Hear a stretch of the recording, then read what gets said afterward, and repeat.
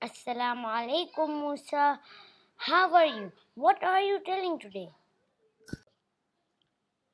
Walaikum assalam, Haroon. Today we will learn about Ibn Batuta. He was a traveler and explorer. He was one of the greatest travelers in history.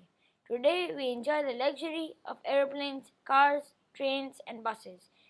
But people used to travel on foot, camels, horses, or mules. Ibn Batuta spent 29 years traveling of the world during the Middle Ages. During his travel, he covered around 75,000 miles of ground, which included much of the Islamic Empire and beyond.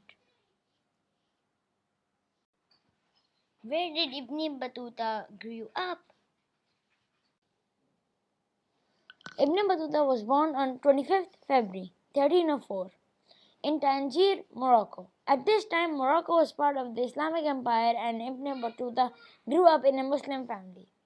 He likely spent his youth studying at an Islamic school, learning, reading, writing, science, mathematics, and Islamic law.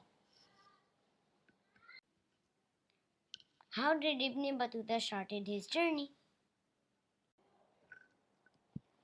At the age of 21, Ibn Batuta decided to go for Hajj. He knew that this would be a long and difficult journey. The trip to Mecca was thousands of miles long. He traveled across North Africa, usually joining a caravan for company and safety. Along the way, he visited cities such as Tunis, Alexandria, Cairo, Damascus, and Jerusalem. Finally, after 18 months, he reached Mecca and completed his Hajj. After Hajj, Ibn Battuta next headed north, visiting the land of Turkey. He visited the city of Constantinople and then began to head east to India. After a few years, he continued his travels to China.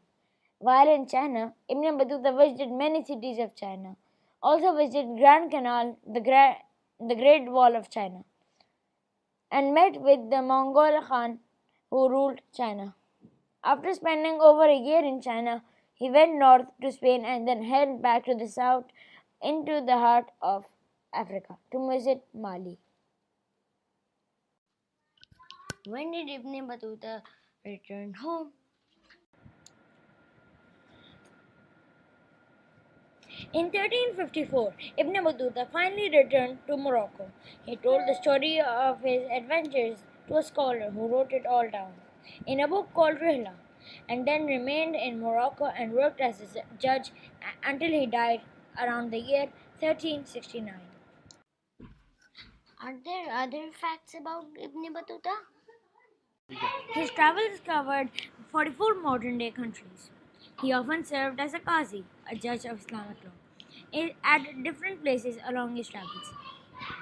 He survived mostly on gifts and hospitalities of fellow Muslims. He was looted many times. All his possessions were taken away, but he was very focused and wanted to learn by traveling. We can learn many things from Ibn Battuta's life. One of them is that experience comes with travel and interacting people. We can choose travel in our own passion too. Focus and sacrifice is an important part of life. To learn about great personalities and to gain knowledge, visit our YouTube channel.